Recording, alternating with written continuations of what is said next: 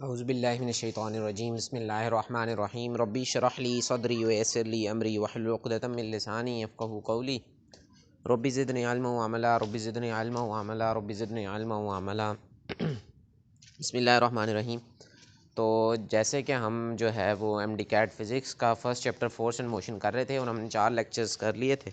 तो आज इंशाल्लाह अल्लाह का नाम लेकर 5वां लेक्चर शुरू करते हैं। बिस्मिल्लाहिर्रहमानिर्रहीम। तो आज का जो हमारे पास टॉपिक है वो है मोमेंटम। जिस तरह हमारे पास कुछ ऐसी क्वांटिटीज़ होती हैं जिनके अंदर से सिंपलेस्ट MCQs जो हैं वो हमारे पास पूछे जाते हैं।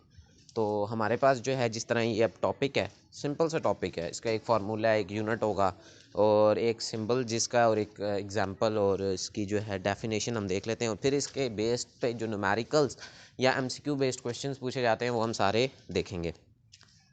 तो मोमेंटम जो होता है ना वो हमारे पास होता है P से रिप्रेजेंट किया जाता है और एक वेक्टर क्वांटिटी है। और इसका अगर हम फार्मूला देखें तो ये क्वांटिटी ऑफ मोशन के हमारे पास कितनी मोशन हम कोई चीज़ मूव कर रही है ना, तो किसी चीज़ की वेलोसिटी है तो हम देखेंगे कि भाई वेलोसिटी है तो उसका जो है क्वांटिटी ऑफ मोशन कितनी हो रही है, मतलब कितनी वेलोसिटी से, इसका मतलब है कि वेलोसिटी जितनी ज़्यादा होगी उतना ज़्यादा मोमेंटम होगा। तो इसका एक फार्मूला हमारे पास आ जाता है P=mv।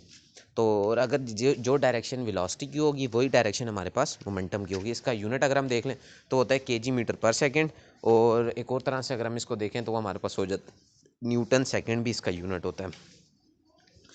अब नम्स 2022 में एक क्वेश्चन पूछा गया था हमारे पास, एक MCQ जो पूछा गया था वो पूछा गया था अगर हम वेलोसिटी को 2 टाइम्स कर दें तो मोमेंटम पे क्या फ़र्क पड़ेगा। तो सिंपल है, वेलोसिटी को 2 टाइम कर देंगे तो मोमेंटम भी 2 टाइम होगा क्योंकि P is directly proportional to V। जिसमें हम अगर मास को कांस्टेंट रखेंगे तो हमारे पास वेलोसिटी का मोमेंटम के साथ डायरेक्ट रिलेशन हो जाएगा। फिर सिंपल है, एक ऑब्जेक्ट को ड्रॉप किया, ये हमने पहले भी इक्वेशन ऑफ मोशन में देखा था। जब भी ऑब्जेक्ट को ड्रॉप करते थे तो उसकी इनिशियल वेलोसिटी क्या होती थी, इनिशियल वेलोसिटी हमारे पास 0 हो जाती थी। कहाँ से, फ्रॉम 5 मीटर हाइट दी हुई है 5 मीटर के साथ, मास दिया हुआ है 2 kg। क्या हमें फाइंड करना है, हमें वेलोसिटी का पता लगाना है। तो हमारे पास हमने जो है थर्ड इक्वेशन ऑफ मोशन से फाइंड किया था इनिशियल वेलोसिटी 0 हो जाए तो हमारे पास v वेलोसिटी, फाइनल वेलोसिटी किसकी इक्वल होती है, √2gh। सिंपल, डायरेक्ट वैल्यूज पुटेंगे 2 × 10 × h 5, तो अंडर रूट लेंगे तो हमारे पास वेलोसिटी आ जाएगी 10। तो हम अब मास भी पता चल गया, वेलोसिटी भी पता चल गई, तो हम m × v 2 × 10 करेंगे तो हमारे पास 20 न्यूटन सेकेंड जो है ये मोमेंटम आ जाएगा। अगला MCQ अगर हम देखें, अगर हमें इस तरह का ग्राफ दिया हो कि हमारे पास क्या है, एक टाइम एक्सिस है और एक x एक्सिस, हम जैसे कह सकते हैं कि भाई डिस्टेंस पर यूनिट टाइम वेलोसिटी का ग्राफ बना हुआ है। इसमें अगर हम देखें डिस्प्लेसमेंट में या उसमें चेंज आ रहा नहीं है, 0 चेंज आ रहा है तो वेलोसिटी क्या होगी, change in displacement is 0, so velocity is also 0। मास दिया हुआ है 10 kg मास दिया हुआ है, तो वही तरीका हम करेंगे कि भाई 10 kg मास दिया हुआ है तो वेलोसिटी 0 है, इसको मास से मल्टीप्लाई करेंगे तो मोमेंटम भी 0 क्योंकि velocity is directly proportional to momentum. अब अगला MCQ एक और देख लेते हैं कि भाई क्या है, अगर मास दिया हुआ है 50 kg और वेलोसिटी हमें यूनिट वेक्टर्स के अंदर दी हुई है 3i unit vector plus 4j unit vector, तो इसका मैग्नीट्यूड हम किस तरह निकालते थे, हम इस तरह निकालते थे कि v दोनों जो है x और y क्वांटिटी का स्केयर इंटू अंडर रूट ले लेते थे। तो हमारे पास एक ये भी परफेक्ट स्केयर है, 3 और 4 का परफेक्ट स्केयर जो है 5 होता है हमारे पास। ये एक सिंपल तरीका है इसका, इससे हमारे पास वेलोसिटी का मैग्नीट्यूड आ जाता है। इसे जब मैथ से हम मल्टीप्लाई करेंगे तो हमारे पास मोमेंटम आ जाएगा 250 न्यूटन सेकेंड।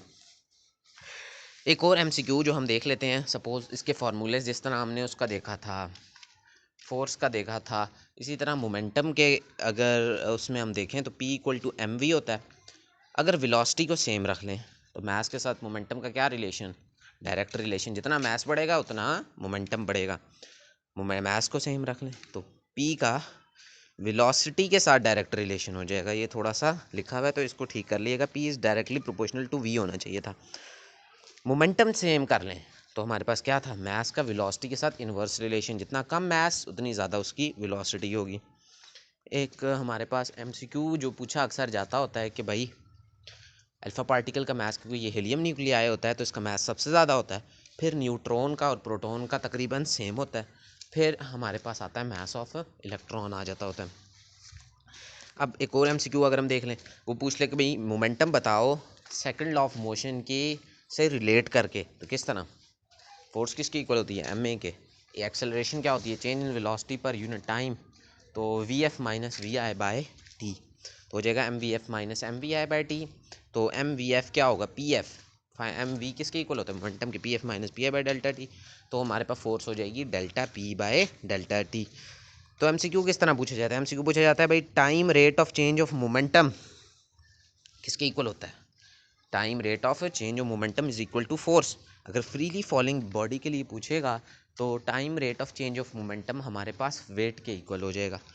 फिर इसी तरह का और एमसीक्यूज पूछे जा सकते हैं, फोर्स दियो 50 न्यूटन, वी एफ दिया हो, वी आई दिया हो, एम दिया हो, टाइम पूछा हो, तो क्या फार्मूला लगेगा, फार्मूला लगेगा F equal to M V F minus M V I by T, तो ये हमारे पास फार्मूला लगेगा और डायरेक्ट हमारे पास आंसर आ जाएगा। ये सिंपल सा टॉपिक है जिसमें हमारे पास मुख्तलिफ तरह के एमसीक्यूज जो हैं डायरेक्ट इसकी फार्मूला बेस्ड पूछे जाते हैं।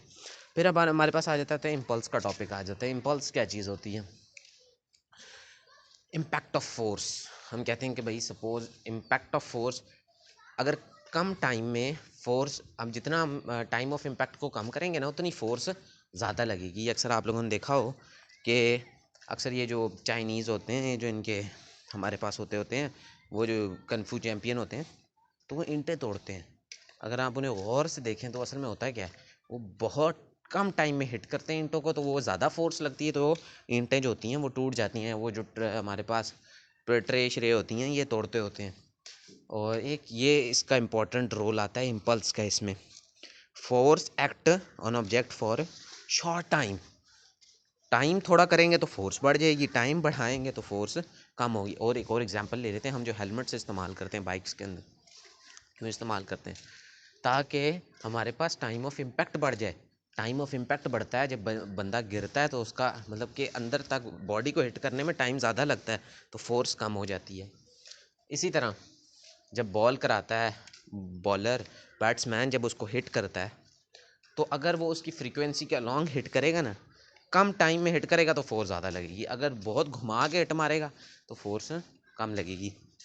फिर इसका फार्मूला किसको हम किस से रिप्रेजेंट करते हैं, तो इसको हम जे से रिप्रेजेंट करते हैं इम्पल्स को। तो ये इक्वल होता है force into time, force Newton में मेजर किया जाता है, टाइम सेकंड्स में, तो इसका भी वही यूनिट नहीं आ गया जो हमारे पास मोमेंटम का यूनिट था। तो इसको हम लिख सकते हैं कि impulse equal to rate change in momentum, भी हम इसको लिख सकते हैं। इसके डायरेक्ट एमसीक्यू क्या पूछे जाते हैं भाई, फोर्स दी होगी 100 न्यूटन, टाइम दी 0.02 सेकेंड्स, इम्पल्स पूछी गई होगी फोर्स इनटू टाइम, डायरेक्ट हमारे पास फिर इम्पल्स आ जाएगा 2 न्यूटन सेकेंड, सिंपल इम्पल्स आ रही है हमारे पास। फिर फोर्स टाइम ग्राफ का एरिया क्या होता है, जब भी एरिया निकालते हैं तो हम कहते हैं y into x axis multiply दोनों क्वांटिटीज़ को कर देते हैं, एफ इंटू टी करेंगे तो हमारे पास इम्पल्स आ जाएगा, जैसे हम चेंज इन मोमेंटम भी कह सकते हैं। फिर अब हमारे पास आता है कि स्कल को ब्रेक करने के लिए 5 न्यूटन फोर्स लगती है। मगर हमारे स्कल के ऊपर क्या होते हैं, हमारे स्कल के ऊपर हेयर्स होते हैं, जिसकी वजह से टाइम ऑफ इम्पैक्ट बढ़ जाता है, तो फोर्स नहीं, टाइम ऑफ इम्पैक्ट जो है वो बढ़ जाता है, तो फोर्स ज़्यादा लगानी पड़ती है उसे ब्रेक करने के लिए, फोर्स कम हो जाती है ना, तो हमारे पास कम जोर लगता होता है। अगर ब्रेक करना है तो ज़्यादा फोर्स लगाएंगे तब स्कल ब्रेक होगा। इसी तरह टाइम ऑफ कोलिजन बढ़ जाए तो फोर्स कम हो जाती है। ब्रेक की एग्जांपल ले लेते हैं फुटबॉल की, जितना हम कम टाइम में फुटबॉल को हिट करेंगे उतनी ज़्यादा उस पर फोर्स लगेगी। रबर बॉल है। अब एक एमसीक्यू पूछा जाता है, does a moving object has impulse, क्या क्या एक ऑब्जेक्ट मूव कर रहा है उसकी इम्पल्स होगी, तो इसका यस और नो दोनों आंसर हो सकता है।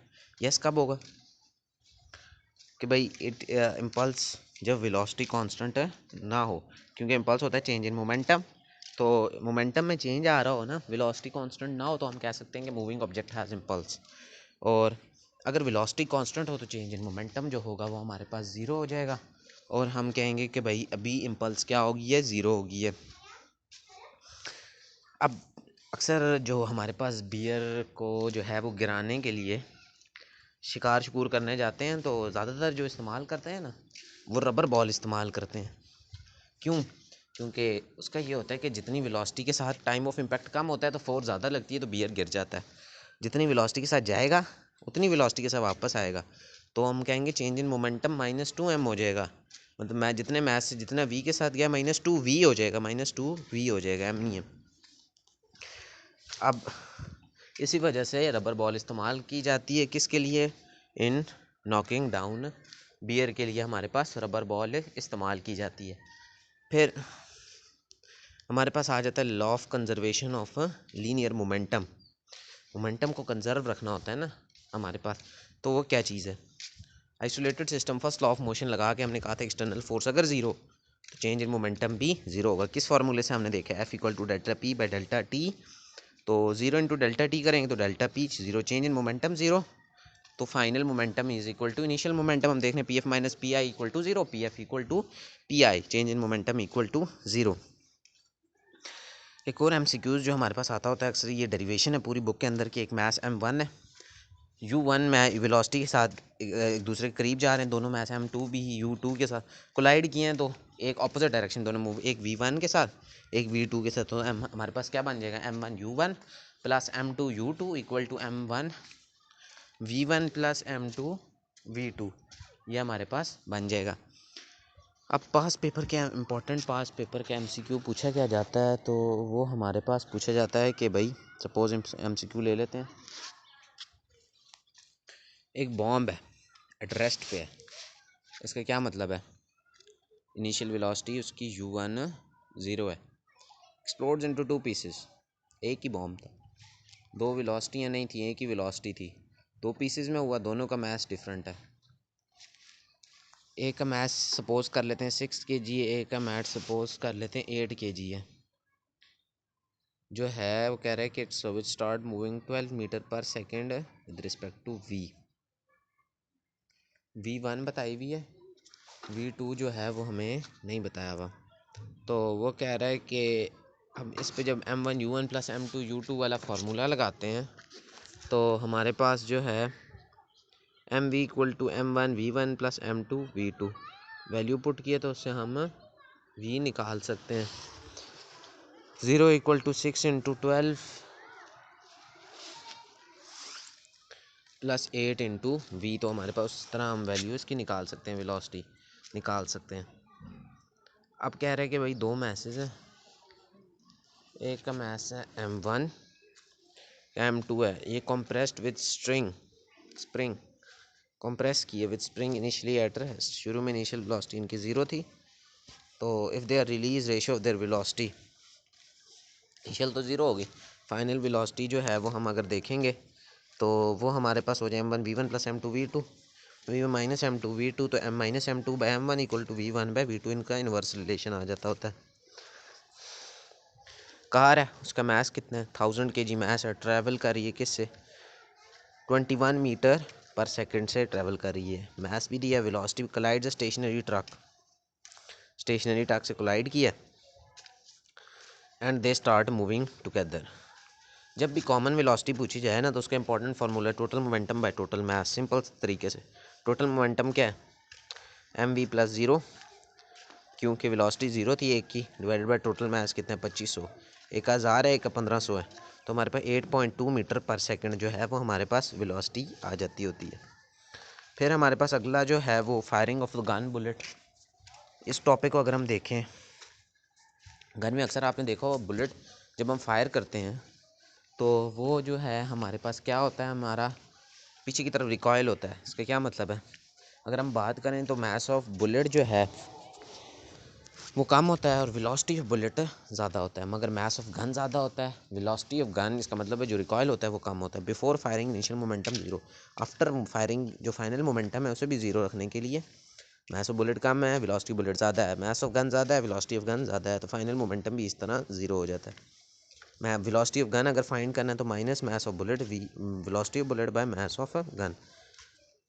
ये एमसीक्यू सारे पूछे जा सकते हैं, वेलोसिटी बुलेट कम होती है ज़्यादा होती है, तो ज़्यादा होती है वेलोसिटी ऑफ गन से, मोमेंटम दोनों का सेम होता है, मास ऑफ गन ज़्यादा होता है मिला मास ऑफ बुलेट से।